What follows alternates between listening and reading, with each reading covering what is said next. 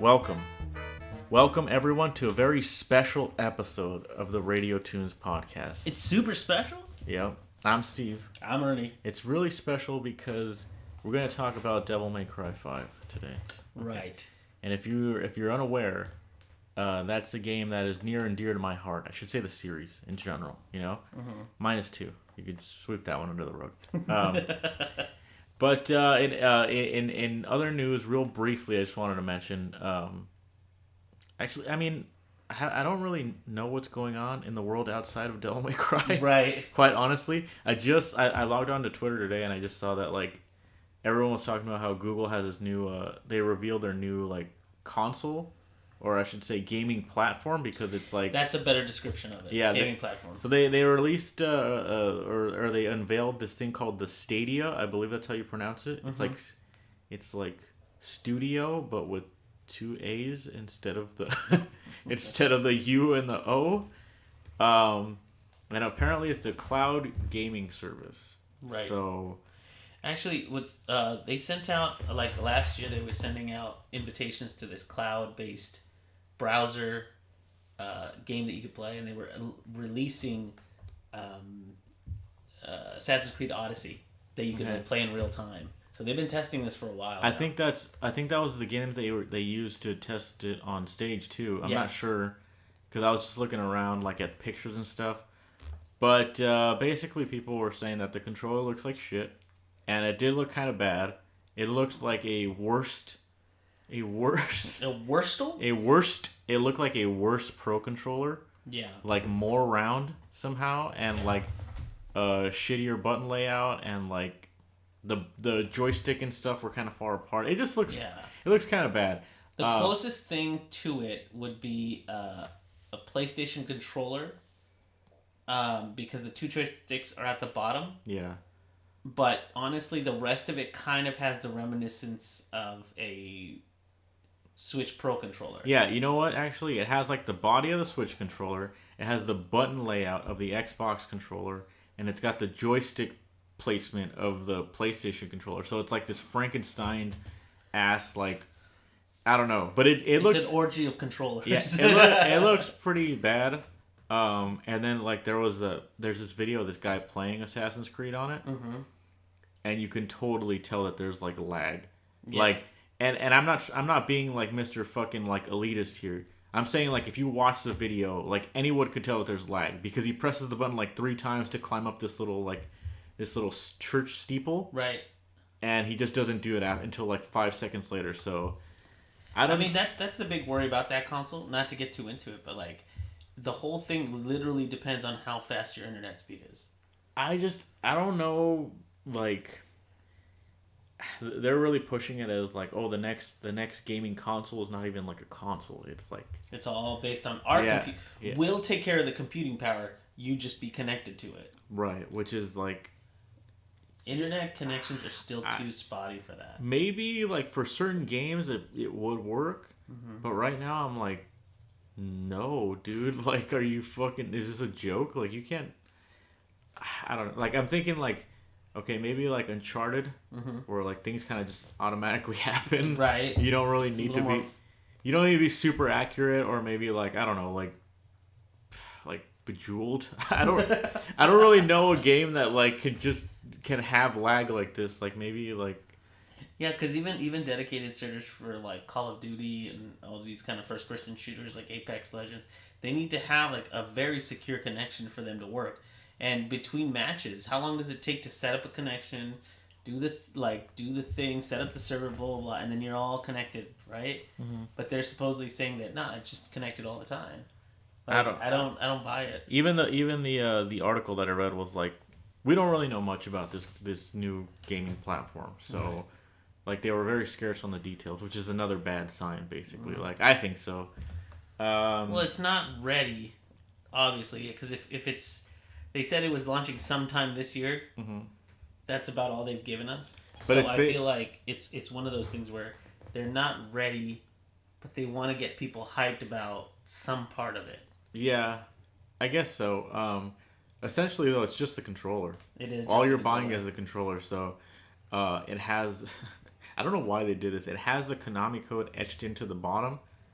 Like, every controller, I guess, has this on it. Like, that's part of the design. Yeah. But it's like, what does that accomplish exactly? Like, I'm not sure why people keep doing that. Honestly, like, we get it, the Konami code has been used a lot. Mm-hmm. But at this point, it's almost become its own thing. Like, do people know that you can put it into any Konami game and you'll get a bunch of lives? No, I don't think so. I think people just know, oh, it's the Konami, it's a video game thing, it's Konami code.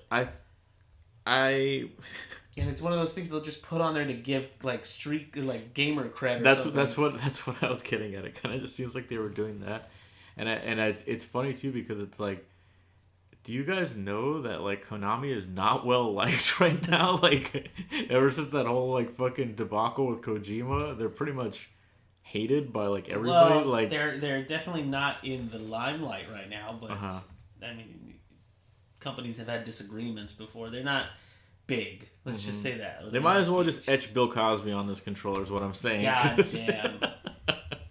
It's a bit much, Steve. But anyway, I'd like to talk about a game that doesn't have lag. No. It's called Devil May Cry 5.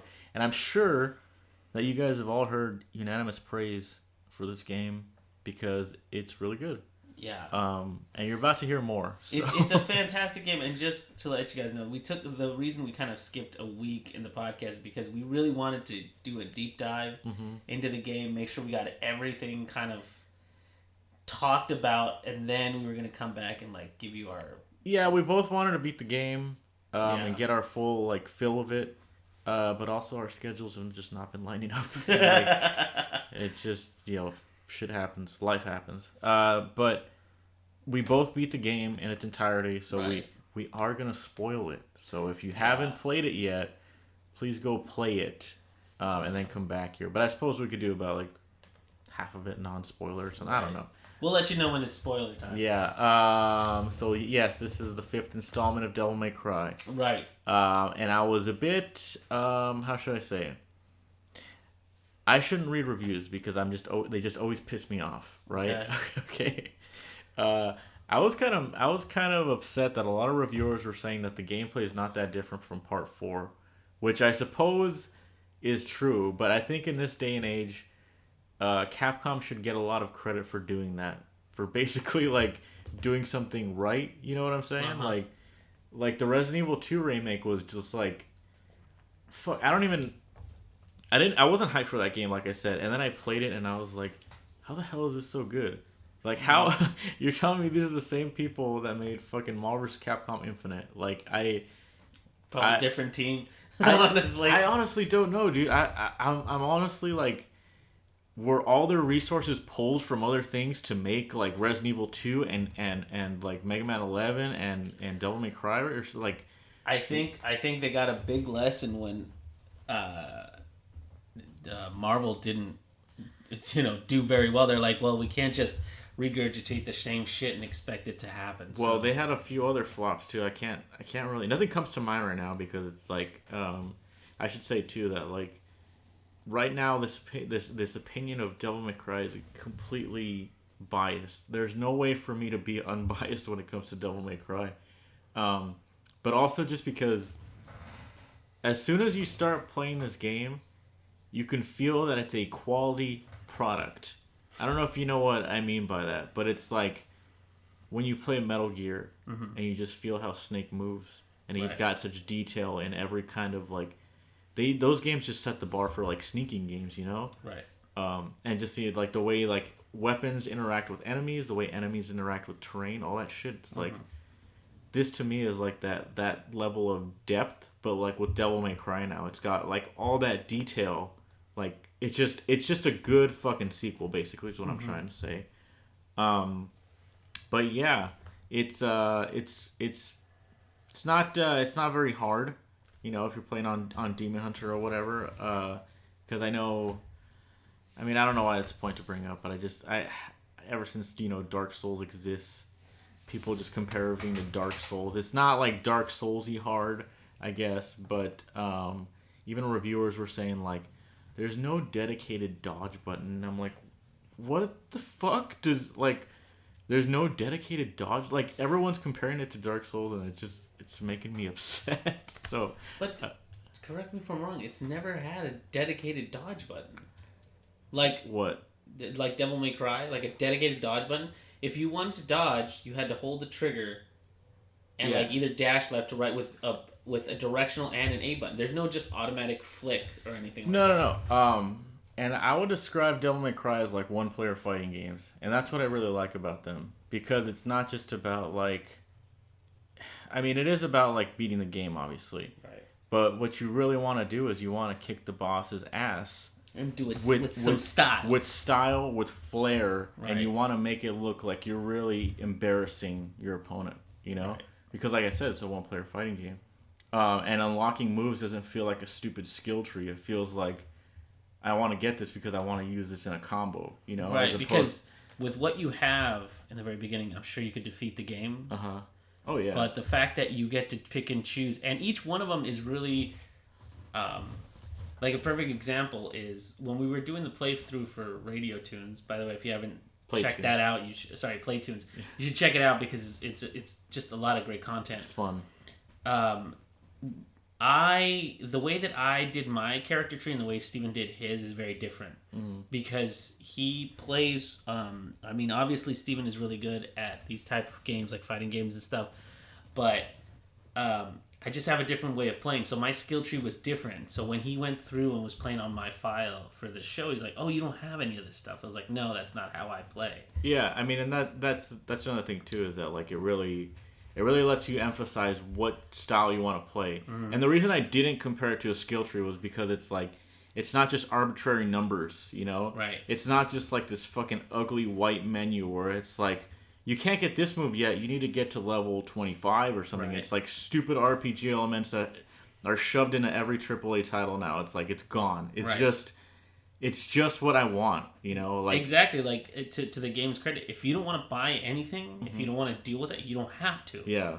But the thing that the game does is, as you defeat the enemies, if you defeat them with more style, with more finesse, and not taking damage, being able to just be awesome in playing this game, you get more orbs. Yeah, it's that's one of its biggest selling points to me, is that like it doesn't just reward skillful play with stuff like that, with like bonuses at the end of the level, but it rewards being stylish and just like being creative as far as like what you do. Like I honestly like every Devil May Cry game does this to me. Like as soon as I hear like enemies like spawning, I get like this thing in my brain that's just like cool. It's like a new chance for me to like be creative here, you know, like, and that's really to me what sets Devil May Cry apart from like any other game where you just beat up enemies, you know, like a lot of games like claim to have like a juggle system, but it's like you can't beat Devil May Cry when it comes to that. To me, it's always been like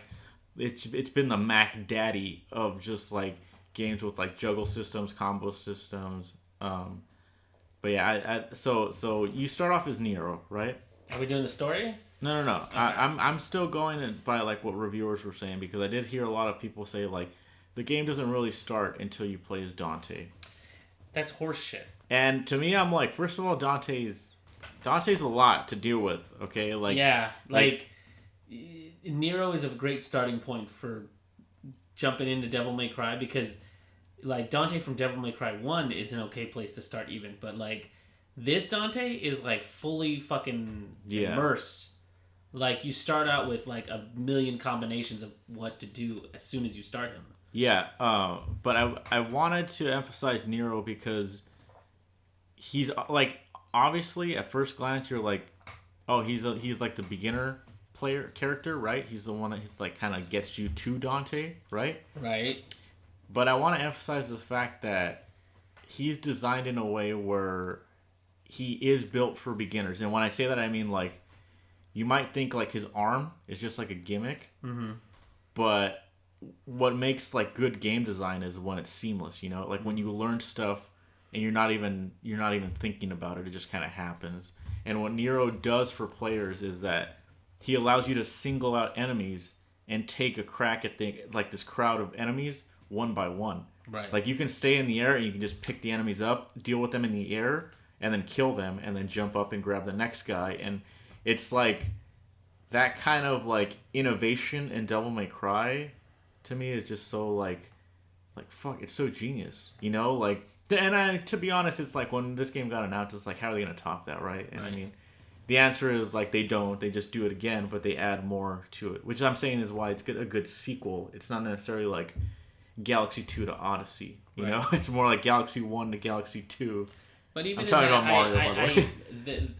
Like, in my opinion, it's enough of a big jump because, I'm not to borrow too much from Capcom's library, but I mean, Eagle Raptor did a great job in his series Sequelitis, where he talked about the difference between Mega Man 1, or the Mega Man series, you know, the original on NES, and then the jump to the Super Nintendo one, which is X. Yeah. And they only made like 2 tweaks to the overall gameplay, like his abilities, and that changed the whole fucking game. So to me, adding like, I'm gonna be completely honest, when I saw Nero's arm and it was like robotic, I was like, fuck, it's terrible now. Because the jumbling up of technology with like a spiritual demon heaven and hell theme, I always fucking hate it. And I know that's a bias. But in this one, once I actually started playing and I saw the plethora of innovation that they added for the arm, I was like, I see that what they did, because they kept everything else of Nero the same. Yeah. But they changed this one aspect where it now allows the player to be creative. Yeah. You play with any arms you want, but it's your job to see how well they work together. I think too, a lot of people are afraid to break the arms. But I think once you start doing that, it really opens up. Plus, there's arms all over the place. Yeah, I mean, it's not... They're available. But my point was like, break them so that you're forced to learn to use the other ones and stuff like that. And it's not like they're all like super complex. They all have about like 2 or 3 moves anyway, so it's like it's not really a big deal. Honestly, I feel like even if you have like what is it, the one that just heals you, there's a way for Sweet Surrender. There's a way for you to use it in a way that will benefit you greatly. Like even when I had it, you can break it to fully like. If you break it, like use its ultimate move, it just heals you completely. Yeah. And I was like, I'll break an arm for that for sure. Yeah. Because so they all have like their very unique benefits, but they all seem to work, at least in most capacities. They seem to work very, very well. Like having any of those is great. Yeah. I was gonna say, going back to what you were talking about, like the look, I guess, of the game, or like the robotic. How it's kind of like realistic, but there's still like supernatural elements to it. Yeah, when the trailer first came out, I mean, obviously, as you guys know, I was not very thrilled about this game. And I think to me, like I was saying at the beginning of the podcast, it's like I'm going to be biased because watching the interviews and listening to like Hideaki Itsuno, like the director of the game, and Matthew Walker, which is... I'm not sure what he does, but I know he translates for him in interviews and stuff. He's probably some guy at like Nintendo of America. He works there, yeah, for sure. Like he does Nintendo something. But just listening to how many ideas they had, all this crap that they went through to get this game out, and the fact that Devil May Cry is back. Yeah, yeah, dude, they were so happy to like release this game. I would feel bad to shit on any part of it. Is what I'm trying to say. Like, but even in the respect that like Itsuno kind of merged the reboot elements with Devil May Cry. Yeah. And I feel like he did that kind of as like oh man, you guys didn't get your sequel to your reboot, but you know what? I'll use some of your ideas and we'll put them into the new, you know, because honestly, I feel like he's just like, this is the last one. They're not gonna let me do another one, you know, like this is a swan song. Yeah, you know what? Because like. I mean, this is... I guess I'll talk about that in spoilers later, but what I just wanted to say was, like, he has, like, these elements of both the reboot and Devil May Cry, and to me, in my head, I was like... Because there is an interview where he's talking about that, and he's just like, yeah, when we were making Devil May Cry 4, we tried to make it as realistic as possible, and I'm like...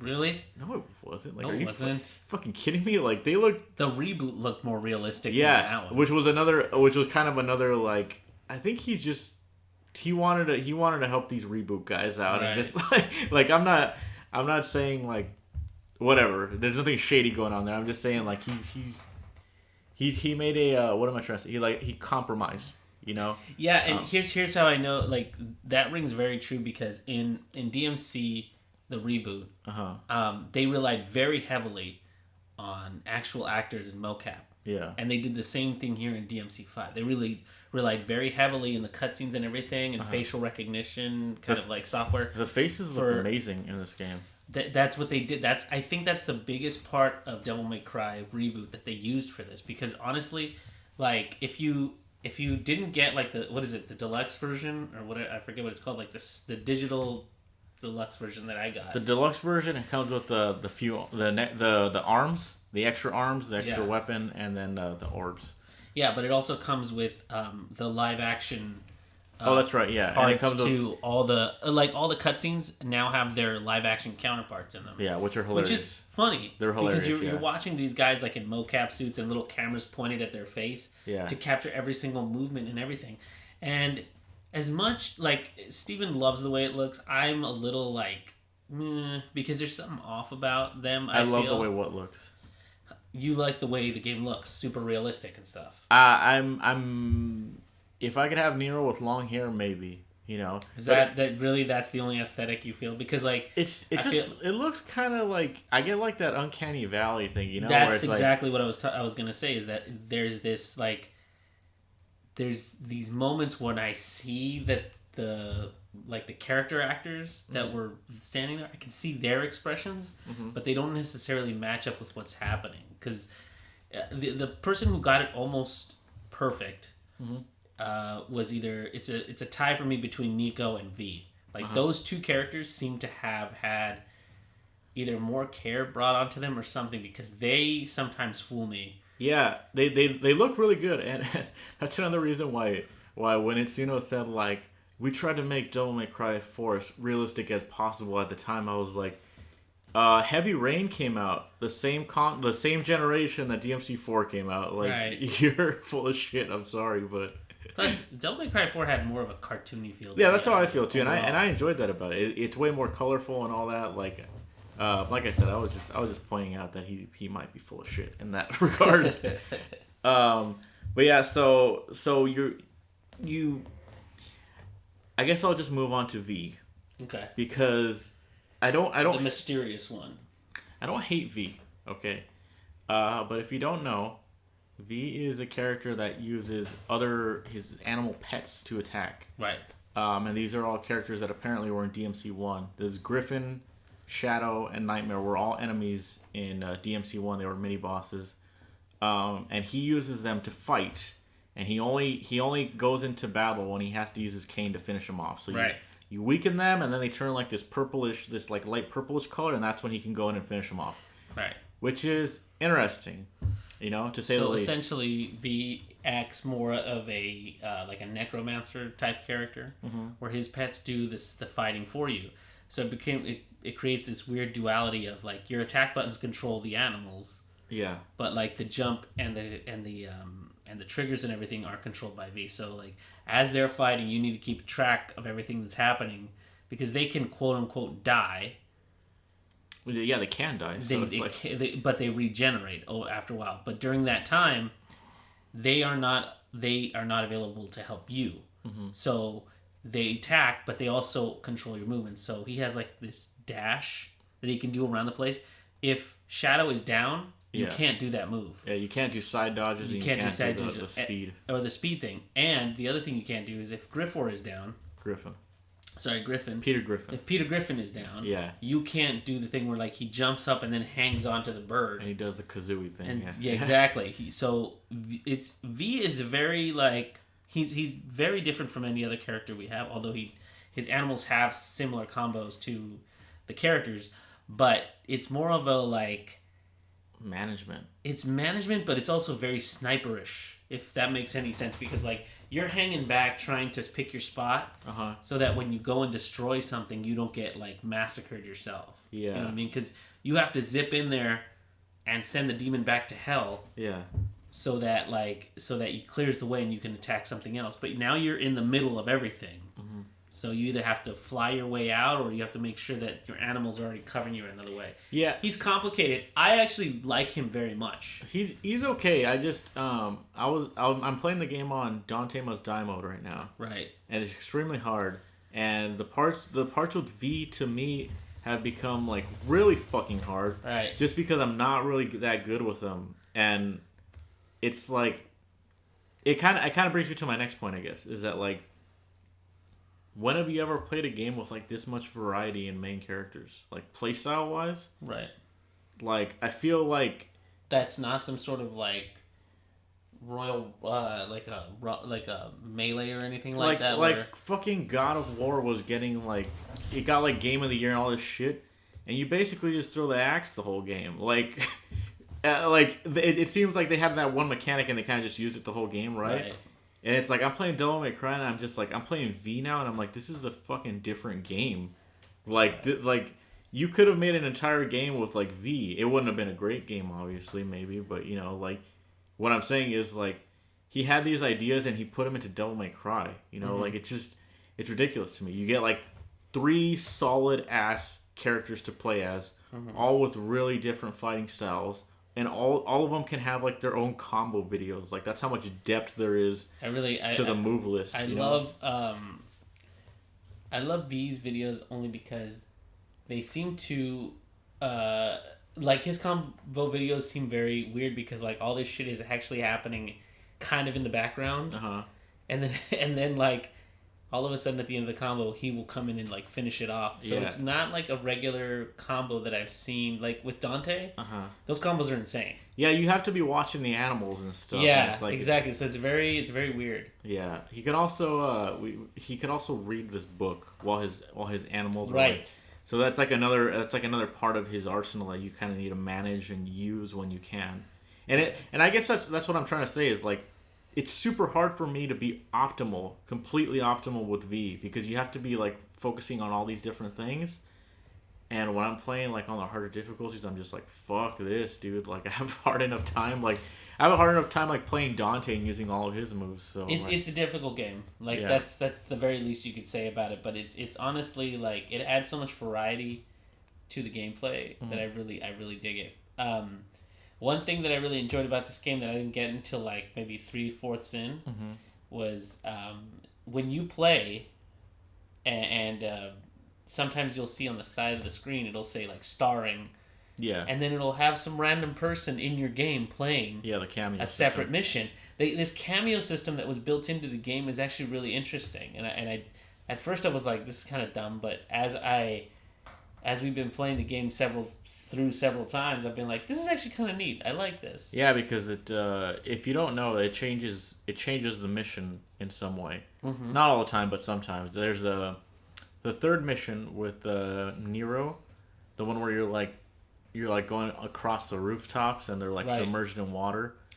If V destroys a certain like plant, one of those fucking bloody plant things, it can drop like this silo onto a building, and you can go into the building and get like some secrets. So there's just like, it's not like game changing stuff, but it's cool that like, you know, little things like that can change the game. Like he can also destroy the bridge, and if you don't get there in time, Nero has to go a different way and go across different buildings and stuff.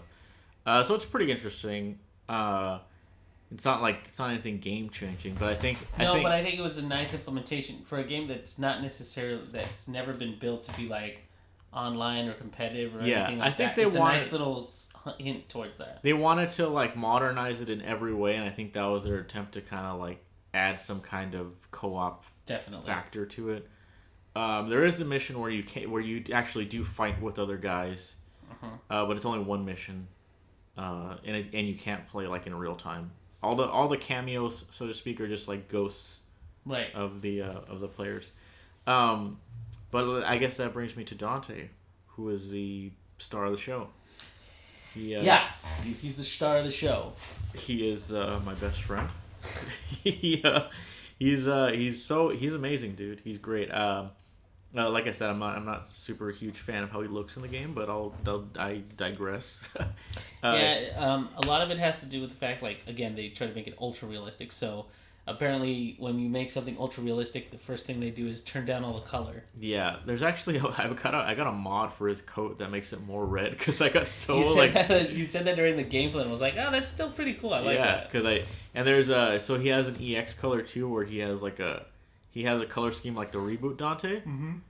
And his hair is black, and I thought that was really gross. But there's a mod for you to keep the jacket the same color, but leave his hair white. So I was like, this is badass, great. Okay, so I love mods. Dante has some of the funnest boss fights in the game. Yes. I think everybody will agree with me when I say Cavalier is the best boss fight in the entire game, but maybe I'm wrong. Cavalier is which one?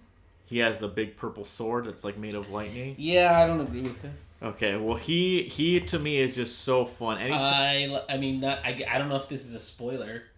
I would say Cerberus is my favorite. Okay, yeah. I'm voting Cavalier just because I really can't get over like when I play a Devil May Cry game and there's just good ass swordplay, you know. I think that's what you love about in DMC4 it was I believe his name is Kratos, the angel guy that you fight on that circular platform. Mm-hmm. That boss battle is just so like, it's just so satisfying to me. Yeah. Yeah. It's just so satisfying to me, like the way like you can parry him and you can dodge him and you can like his and then when he slumps down, you grab him with the devil hand. Yeah, it's just I don't know what it is. It's just so much like it's so much back and forth. The battle is so like actiony and it's more methodical to me. It's not just like something's big. To go shoot it or like there's just so much more like strategy to it. But Cavalier to me, I'm trying to beat Cavalier on Dante Must Die without taking damage right now. That's my personal challenge. Mm-hmm. And I'm having such a good fucking time doing that because it's so satisfying anytime I get like really close to the end and then I just take some damage and I'm like fuck, I gotta reset it now. But yeah, dude, that's just the amount of depth that this game has. Like the gameplay. There's so much replayability to it. Mm-hmm. It's just so satisfying to like learn something and like getting to use it in battle. You know what I'm saying? Like I'm trying out combos like in the void and then doing them like in game. I'm like, fuck, I feel so cool. Like this is so much fun. As a quick little recap to Dante. Dante has probably the most complex. Fighting system in the game. He's got the biggest arsenal. Right. Yeah. So not only does he have like he starts off with his regular like rebellion and then he has like guns and shotguns. He gets plenty of other weapons, but you start with 4 modes of fighting, which is gunslinger, trickster, royal guard, swordmaster. Yeah. So depending on what you switch, your B button becomes that. Yeah. Right. My personal favorite right now is gunslinger. Mm-hmm. Because at some point you get some heavy duty guns and then you can just fire them by pushing B. Yeah. And like for a person that sometimes needs a minute to like reset and approach something again, I love Gunslinger. But I mean, I think the one that people always have a real trouble with is Royal Guard, and to briefly explain that, it's been present before. It's just a block, yeah. So it's just a block, but the timing on it is very strict. Oh, do you want me to explain it to you? Yes, please explain it. So it's a block. Right. If you hold it and you get hit, it depletes Devil Trigger gauge.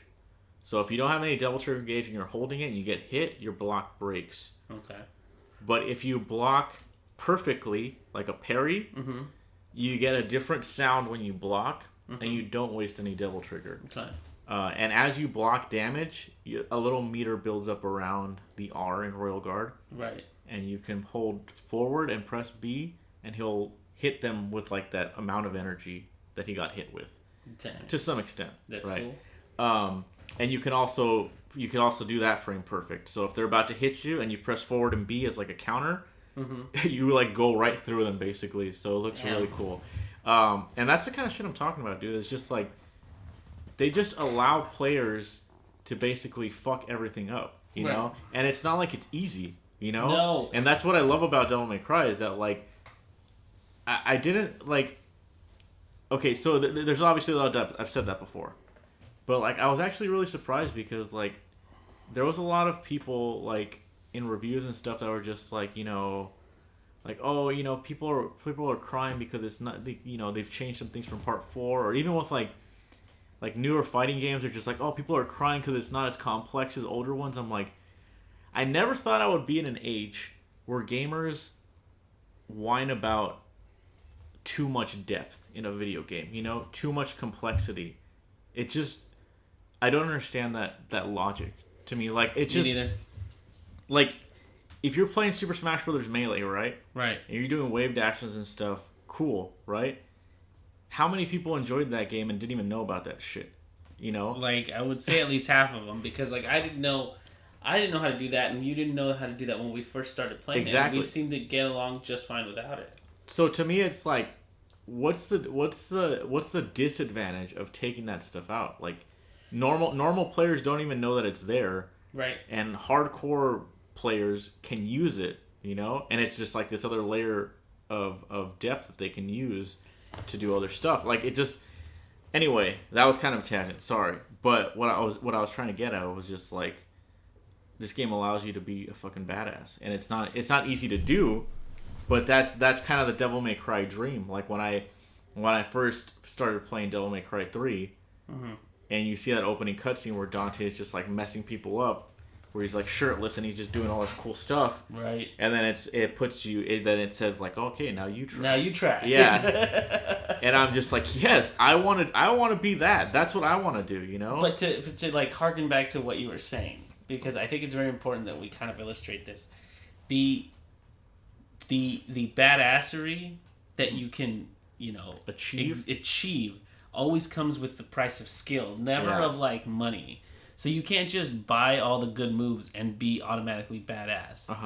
The case in point, one of the more complex arms, not arm like Nero's arm, but like guns and stuff, is at some point Dante gets a hat called Dr. Faust. Yeah.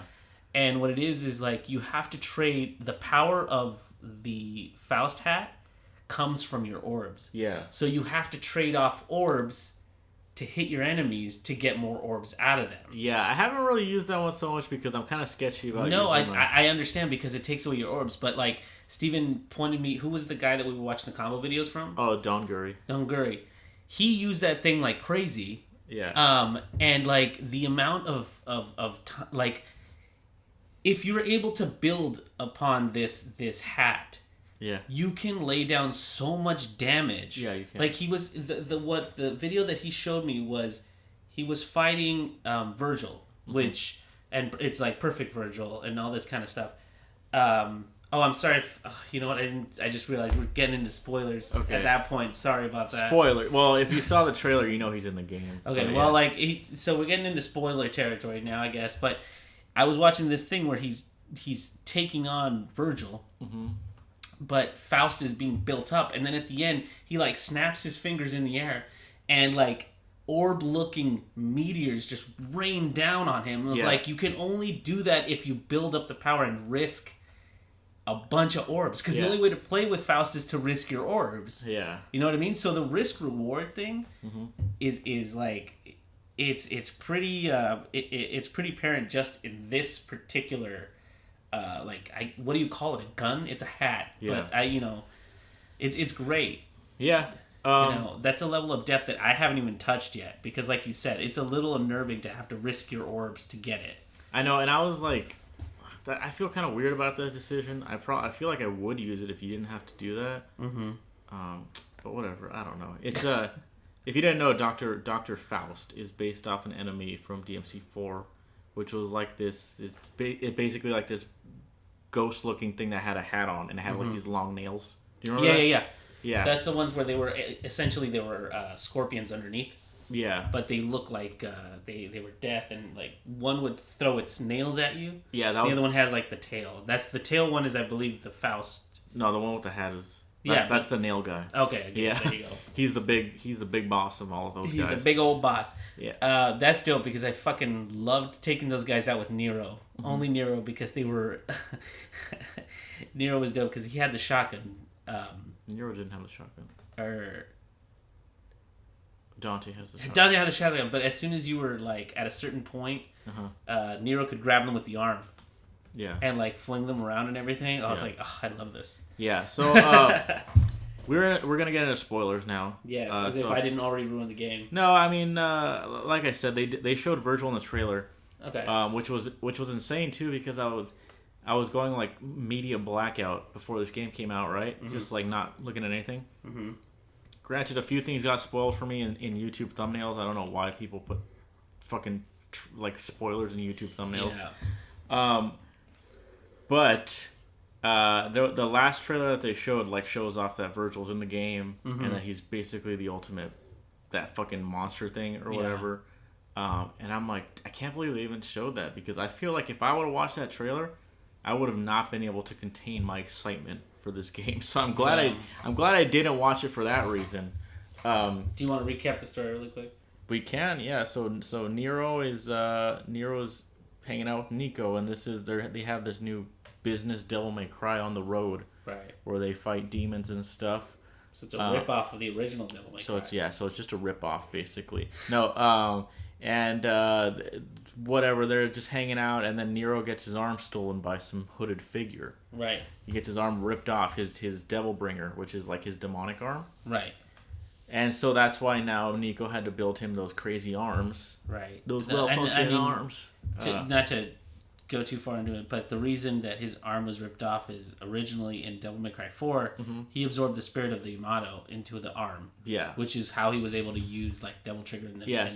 It basically was the Yamato. Right. So the guy that pulls it off essentially turns that arm back into the sword. Yeah. So, I mean, and then uses it to teleport out. So now he doesn't have the Yamato, which means he can't Devil Trigger. Exactly. So now he's going around using these robotic arms, and then they run into the guy that had his arm, and he beats their ass. So now you get to start the game as like, how do I say it? It's like one of those boss battles where you're not supposed to win. Right, a scripted sequence. Yeah, like the prologue starts with like this kind of scripted sequence where this guy kicks your ass, and then that's where the real game starts. But you can actually beat that guy. I didn't know this, but you can actually beat that guy, and the game will just end, and it'll just show the credits, and it'll say they lived happily ever after. Which is, does it really say that? Yeah, it just says they lived happily ever after. Yeah, so it's fucking hilarious. It's funny, but it's also like, it's crazy how like so many things in this game I was just like, oh, I can't believe they're doing this, and I'm like, oh wait, they're not just doing that, they're doing something better basically. So it's like, I'm playing the first mission, and I'm like, oh, it's this scripted sequence where I have to lose, blah, blah, blah, whatever. And it's like, no, it turns out if you're badass, you can beat that guy. You could totally kick his ass, and then it just makes sense to the story, which is crazy to me. So yeah, you get your ass kicked, and then Dante comes in, and he's like, oh, I'm gonna kill this guy. And then Dante also gets his ass beat. And while he's getting his ass beat, I thought you okay. No, I wasn't gonna glaze over this. The rebellion shatters, right? Only leaving the hilt, right? Like if you've ever played The Legend of Zelda: Ocarina of Time, the Goron sword, when it breaks, you just get the hilt. You just get the hilt. It's exactly what happened in the rebellion. So Dante also gets knocked out. He gets defeated or whatever. So you guys basically have to make your way back to this demon king who's named Urizen or something. Urizen. Yeah. So all three of you are fighting to get your way back to this tree where he resides and all this stuff. So the missions become this. Nero wants to get back to Dante, right? But V is trying to find the Devil Sword. He's trying to find Sparta. Yeah. Yeah. So throughout the mission, Nero's doing that. V's trying to look for the sword. And then when he tries to find the sword... he finds Dante. Yeah. He sees the sword. He finds Dante. Dante wakes up from his long-ass nap. Which is kind of cool, actually, because you get this weird, like, flashback when he comes to Dante. Right. Which is like, wow, they've never really showed Dante's, like, mother like that before. And you don't really get to hear a lot about their childhood and stuff like that. You kind of do in the reboot. You get, like, these little glimpses of, like... this is another part where I thought they borrowed a little from the reboot, because, like... Dante and Virgil never really talk about their family or their past or anything. Yeah. But in DMC, the reboot, they dive into it a whole fucking ton, right? They were like this rich family, or somewhat rich, and they had like this mansion out in the country. And then when shit went down, like she was like, hide Dante and hide Virgil and take care of each other and blah blah blah. And then mom and dad, died. And in this one, you get a flashback where kind of a similar story takes place. Yeah, she hides Dante in a little closet or something, and she says, "Change your name and be whoever you want." Yeah. Which, if you guys don't know, so they're trying real hard to tie it into all the other lore that Devil May Cry has available. Right. So there's these mangas that go over like what happened before DMC3, basically. Oh, okay. Yeah. So, like they said in the game, Nico is the granddaughter or whatever of Nell Goldstein, which made Ebony and Ivory. If you look at Ebony and Ivory, they say for Tony Redgrave inscribed on them. Right. That's because Dante was known as Tony Redgrave before he was known as Dante again. Okay. So he basically did what his mother said. Changed his name, became somebody else until he met this woman who built him guns or whatever. Apparently she built him those guns because he would fire too fast and he would break the triggers off of regular guns. Mm-hmm. So they say. Whatever. Plus his guns have unlimited ammo. Yeah, they shoot like some kind of weird like energy, I guess, or something. Well, supposedly like they're specially made for him, so they use his demon power to shoot. Yeah, which is so great. Like that's like a Dante detail that is just always. Plus in this one they had like pictures of her on the gun. They did in the first game. Really? Yeah, all the way back to the first game. They have two ladies on them. They say for Tony Redgrave on them. They say everything. Wow. Like they have that. That's what I'm trying to say. Is like they had that shit locked in the first game. Like Kamiya had all this shit set out. I mean, at least Nico when Nico actually meets Dante, she's like, "Look, that's her. Yeah, on your guns." Fucking. Then DMC2 had to come by and ruin everything. Oh yeah. That's something else I want to just say real fast. For some reason, they retconned the timeline and they put DMC2 right after Part 1. Which makes no goddamn sense to me. But, or no, wait. It happens right before Part 4 somehow. Which makes no sense to me because from what I remember, like, at the end of that game, that girl that hangs out with Dante with the red hair. Yeah, the angel. She like takes over Devil May Cry at the end, I think, or something. So I don't understand. Yeah, the second half you have to play as her. You could beat the game as just Dante, because that's what I did. I never popped in that second disc. I don't know what the fuck. Really? Yeah. Oh. But I beat the second half of the game is with her, so. Yeah, I don't know. Well, whatever. Anyway, yeah, that game to me is not really worth going through. Anyway, it's just really, whatever. Let's not talk about that. Anyway, so like once they go into that, you release Dante and you're able to play with him. Now Dante's like making his way through, he's making his way back, and through V and through conversations with V and Nero and all this kind of stuff, you find out that the person that took the arm from Nero was in fact Virgil. Yeah. Now Virgil is always in pursuit of being Dante. Yeah. Because they're rivals, and no matter what happens, they want to kick each other's ass. Yeah. Although Dante always kicks Virgil's ass, as the player, should know. Now, to become even more powerful, he stabs himself with the Yamato, which separates his physical body from his demon self. So, from what I understand, like what he was trying to do was basically like unlock his full potential. Become as a demon. Only demon. Yes. Okay, and somehow that cured his body because his body becomes V essentially, and his body is like, well, I guess it does kind of deteriorate over time. Well, because like they don't say it in the game, but what I assume is that Virgil's body is just breaking down. Right? He's that's what it seems like. He's overexerted it, and he's taken like from the last few ass kickings he's gotten. It's just part of him that he doesn't need anymore. So he's given up his humanity to become full demon, and that's when that thing from the beginning is born. That thing that looks like he's like an evolution of Tangela from like Pokemon. You know what I mean? Like, so because of that, V is like on a quest to stop himself essentially, right? So when Dante figures that out, because he somehow figures it out, he goes like, "Why did Dad give you the Yamato and me the Rebellion?" Right, because clearly Yamato is the better sword. Right, because clearly Yamato's the better sword. So then he has the hilt of the rebellion and he stabs himself with it. Yeah.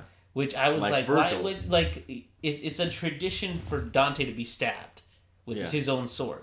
Yeah, that's what I kind of like about it. It kind of put like a purpose to all those times that he was being. It kind of made it seem like that was really good foreshadowing on their part, you know, like. But the thing is, that's what I didn't get about that part in general. Was like he's been stabbed with his sword 1,000,000 times. Not with his. Why was With his, he was only stabbed once, and when he was stabbed that time, he turned Devil Trigger. That's how he can Devil Trigger, because he was. Didn't I guess? Correct me if I'm wrong. Didn't he get stabbed in part 4? Not by his sword. Whose sword was that then? I don't know. I'm pretty sure it was his sword. It might have been his sword. You're right. Yeah. But this time in particular, he stabs he does it himself. So that must have been significant. Oh, you're asking why he transformed after this? He had Sparta on his back. Okay. Sparta turns into the Devil Sword Dante. Okay. So if he had both with him, yeah.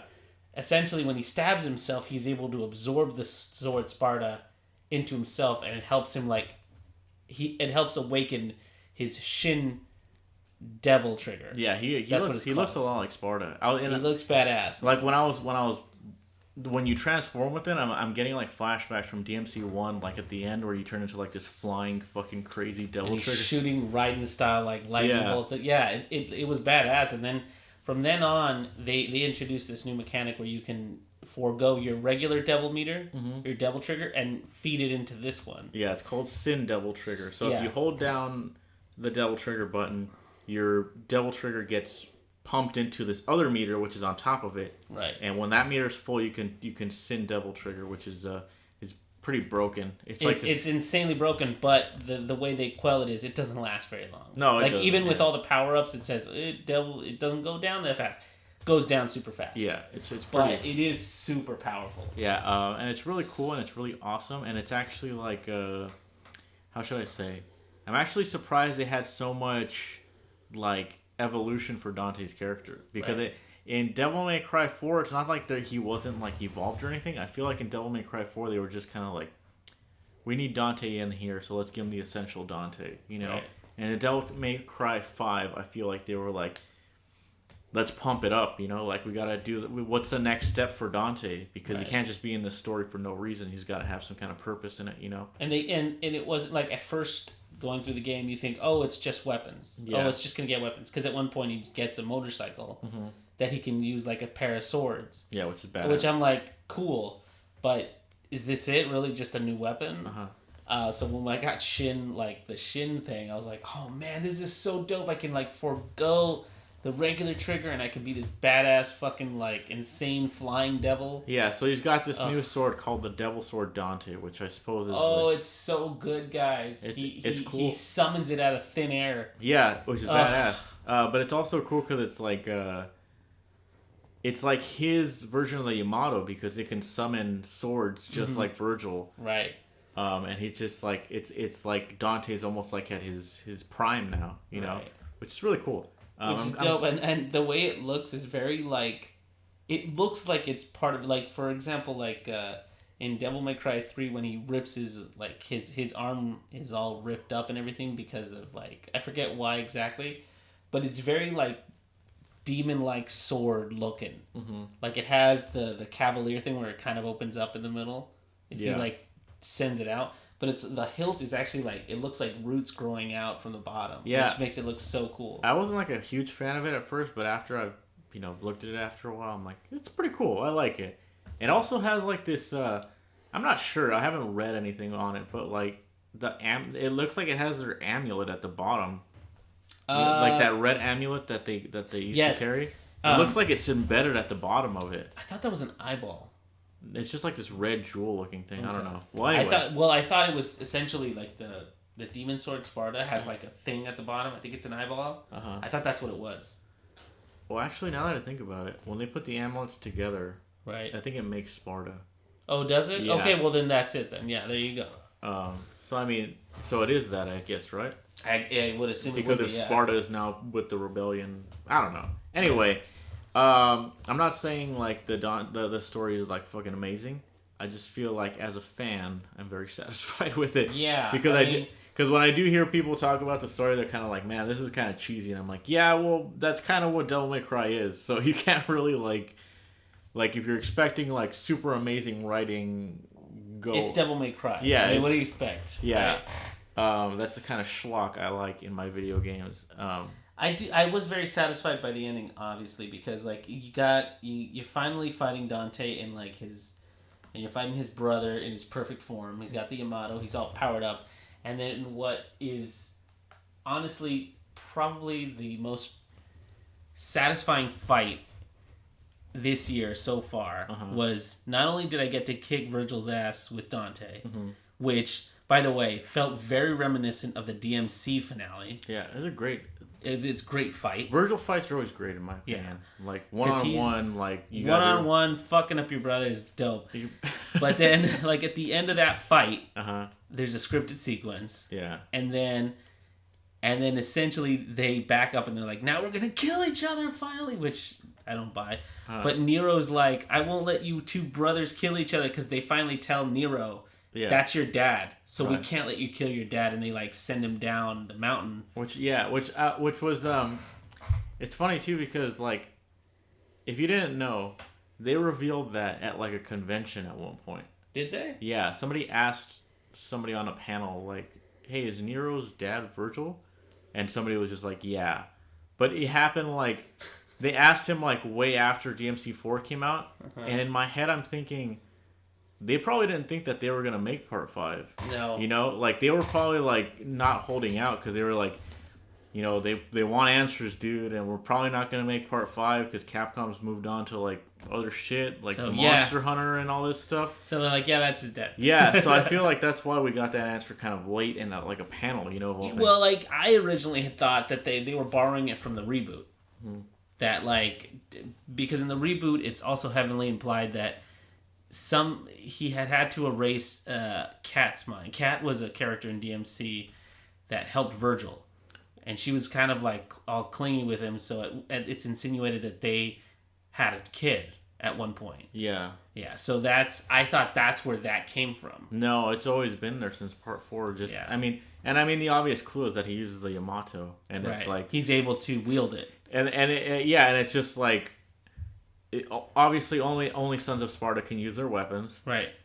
Dante doesn't have a son. Right. So it must be Virgil. How do you know that? So how do you know that? Because Dante apparently doesn't know what sex is, because he's just like... I'm sorry. You telling me that Tony Redgrave didn't get it on at some point? No, apparently not, because even like when he's... like oh yeah, gotta be safe. Like I was telling you, like with him and Trish, it's like...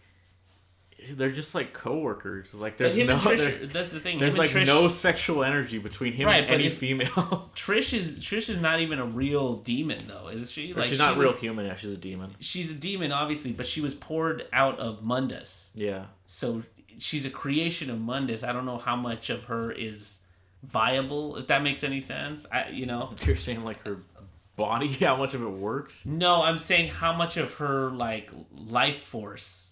Like. Does she have the capacity for that, like demon-wise? I don't know. I don't know. And she looks like Dante's mother just because she was created to look like that. Exactly. To lure him in. Or the only other person I can think of is Lady. Yeah, but he's too cool. He's too cool for all of it. He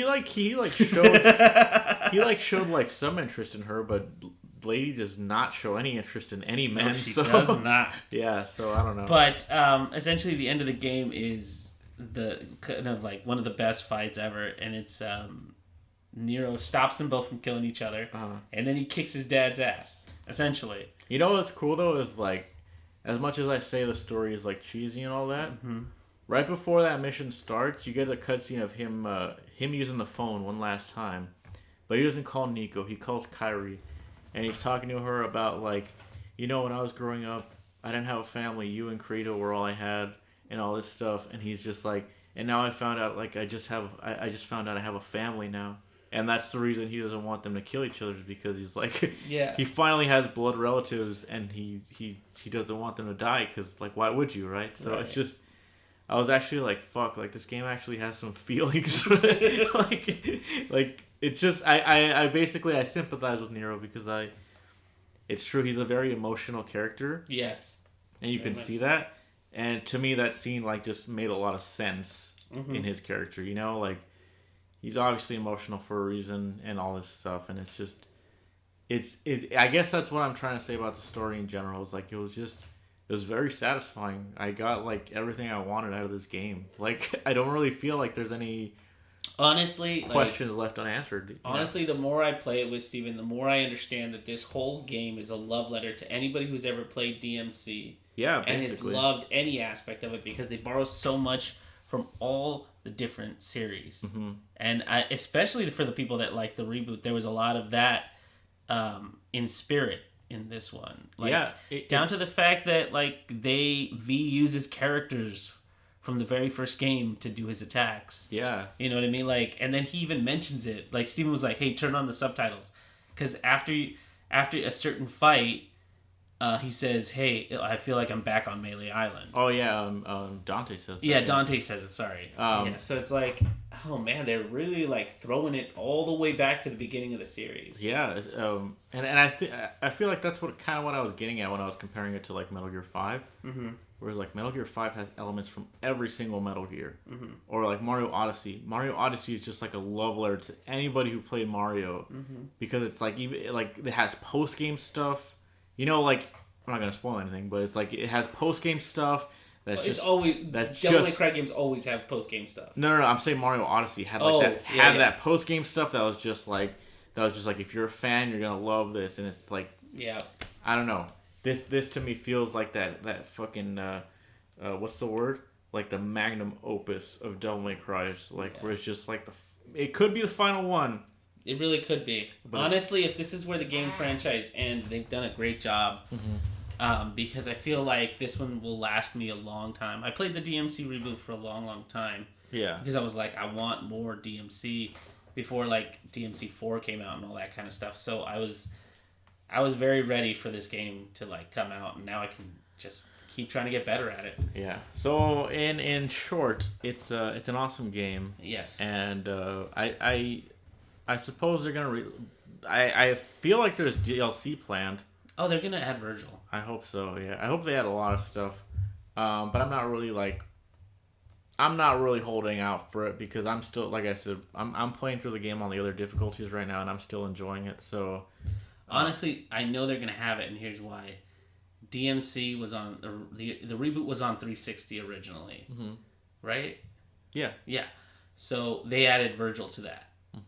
Then they did Devil May Cry 4, right? And they added Virgil to that too. Yeah, they always add Virgil. They always add Virgil. DMC 3 Special Edition added Virgil. Exactly. Yeah. So, like we even mentioned it on the Toons thing. We're like, Virgil's already done. Yeah, because anytime they make Dante, they make Virgil. Yeah. Because it just makes sense. You know what's kind of weird about Virgil is, like, first of all, he's wearing black, which is weird. But second of all... it's not that weird. His face doesn't really look like Dante. It doesn't. So it looks like chubbier, almost. I don't know what it's does. And it's funny because... He's a big boy now. Yeah, because that's the funny thing is, when I first saw him, I was like, that doesn't really look like classic... Virgil, because Virgil's always had like a sleek, pointy face. Yeah. To me, anyways. Well, so did Dante. Yeah. Well, they're supposed to be almost twins. Yeah. Right. So they're supposed to look somewhat like each other. And this one, he just had like a more defined jaw. They're like the. Who the fuck are those twins? The Sweet Life kids. Oh my God. Zach and Cody. One of them was kind of fat, and the other one's like super skinny. That's a bad comparison. Dude. That's what they are. There's Zach and Cody. Yeah. But yeah, I was really happy to see Virgil. I'm always happy to see Virgil. He's back with like his same voice and everything. And he has... Oh, and that was the other thing. Like, okay, so we were fighting the last guy. And then he splits himself into two. So he has a doppelganger. And then Steve's like, that's from the reboot. Yeah. That's not something he used to have. And now he's like, oh shit. He can even fucking... doppelganger himself and shit. Yeah, doppelganger is something that came from part 3. It was like a secret style you could unlock. But for whatever reason, in Virgil's Downfall, the DLC for the reboot, they gave that ability to Virgil. So strange. Which I heard was actually pretty good. I heard Virgil's Downfall. Yeah, I heard Virgil was pretty interesting in that game. I played that. I'm not a Virgil, like Steven knows. I don't typically like Virgil. He's completely different from Dante. Yeah. He's more like balanced and he's more.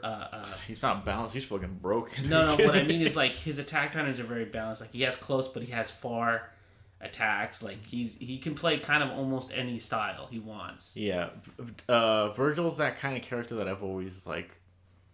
I don't know how to describe it. Like he's a villain, and he's broken, and that's what I like about him. You know, in Marvel vs. Capcom 3, he was overpowered, and that's what I loved about him. Like it plays to his character. You know, like it totally does. Somebody like even Virgil would be broken. You know, right? And even in Virgil's downfall,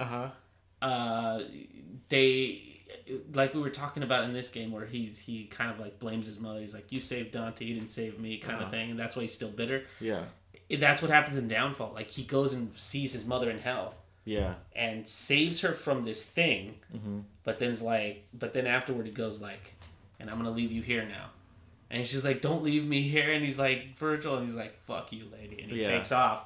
And that's the last of his humanity that he leaves behind. That's probably something too that they probably got from the reboot, because I don't remember hearing that much about their mother in the previous games. Maybe I'm wrong, but in this game he has that whole like, you told me that like he was saying like, oh, I don't know why she saved you or something. She saved you instead of me. Yeah, which is really weird. And then there's even a part where you're playing with V, and Griffin says like, thinking about mommy, and he just says something like, yeah, my past is complicated, but my thoughts always go to her, or something like that. Yeah. Like, so I'm like, what the fuck, like. I guess like it's because they were looking at the old house.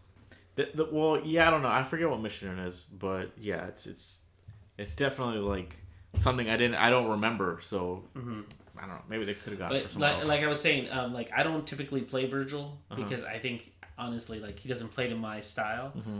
But Virgil's Downfall was very. They made his like swords like a million times better in that game in particular, and then Doppelganger is fucking great in that game. So like the fact that they have it in this, it looks fucking badass, dude. Yeah, you know what? If I had anything to complain about with DMC5, it would probably just be the speed of the game. The game's kind of slow, and DMC4 remedied that with the turbo mode. DMC3 also had turbo mode. Turbo mode was super fucking fast in DMC3. I honestly think the pacing is fine. The more you unlock, the faster you get. I feel like because Trickster's always a viable option. Stinger, you can get around really fast. Yeah, but like you can't really compare like DMC4 combo videos to Part 5 right now because they're just like you just move so fucking fast. So I'm hoping they add it because even the DMC reboot is faster than this game. I'm sure they will. They can add turbo on it, and they'll be adding Virgil pretty soon. I can guarantee it. Yeah. Well, we're fucking way over time. We weren't supposed to take this long on this podcast. No, but honestly, we had to. Yeah. It's a great fucking game. Oh, yeah. I mean, this game warrants it. If you haven't checked out DMC4, I don't know why you listen to this podcast, because we spoiled everything. DMC5, sorry. We spoiled everything. Sorry.